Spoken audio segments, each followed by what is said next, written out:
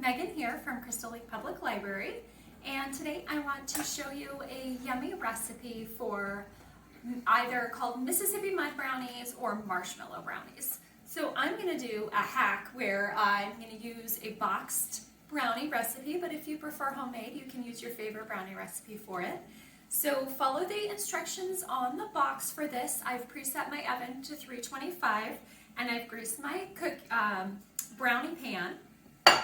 So then I'm going to just mix up my brownies and bake them as usual, but about 5 minutes before they're done, you're going to pull the brownies out, top them with mini marshmallows, put them back in the oven for just a couple minutes, and you'll need to watch it until the marshmallows get real nice and fluffy.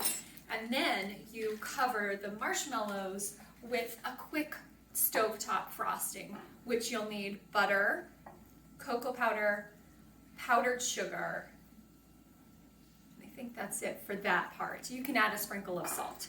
So for my brownie mix, I use the Ghirardelli, and it calls for 1/3 cup of water, 1/3 cup of oil, and 1 egg. So I'm just going to mix that together.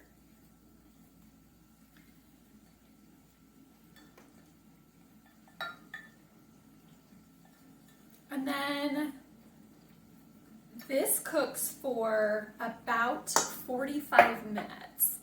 So set your timer for about 40 minutes, pull it out before the brownies are all the way done. You can check the middle, and if they are done, that's okay. We're just adding a quick topping that's going to take a couple extra minutes in the oven.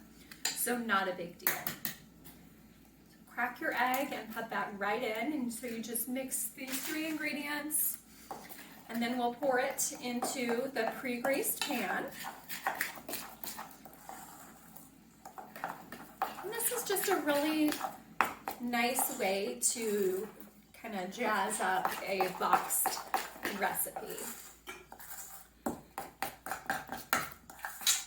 Sometimes it's nice to make your own homemade brownies as well, and those work great for this too. I just wanted to take a shortcut today. So pour the brownie mix in, and then you'll pop this into the oven, and I will check back with you in about 40 minutes. Thanks. So I'm back. I finished cooking the brownies, so now I'm going to layer a nice full layer of marshmallows all over the top and spread them out. Be careful, that's a hot pan, but you want to cover all 4 corners. And then we will pop that back in the oven. I've already measured out my frosting ingredients, and they're in my pan. I'll show you how to get that going. So I misspoke before. I forgot to mention that this needs milk. So it's half a stick of butter, cocoa powder, milk in a pan. You warm that up together.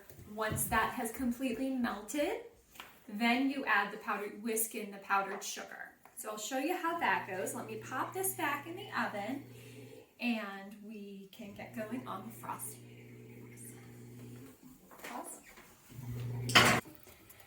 So I have my frosting mixing on the stove, and again the ingredients are half a stick of butter, about 3 tablespoons of milk, and 3 tablespoons of cocoa powder.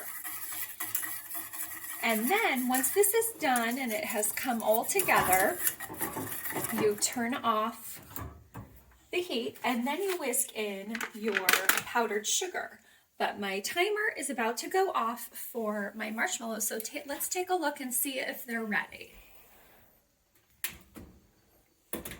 They're not quite there yet.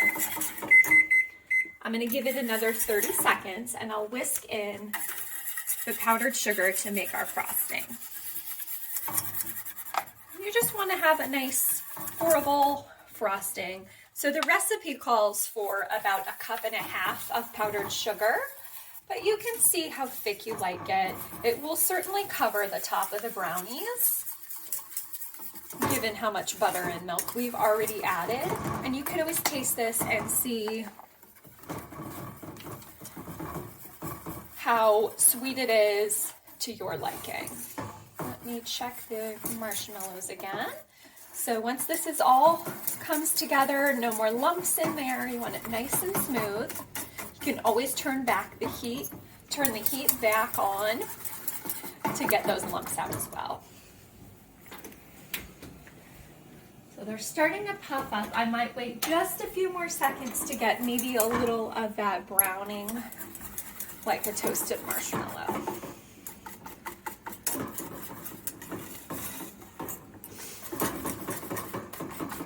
So once those come out, you're gonna set them on top of the stove and let them cool, maybe for about 15 minutes before you pour the frosting on. And I'll show you the final product in just a moment.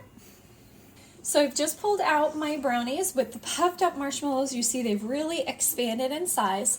I'm gonna let this cool, but what you do is you just pour this right on the top, all around all 4 corners. Here we go.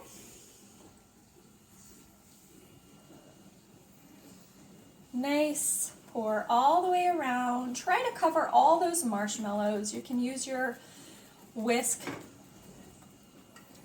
It's really rich, delicious, gooey, topped brownies.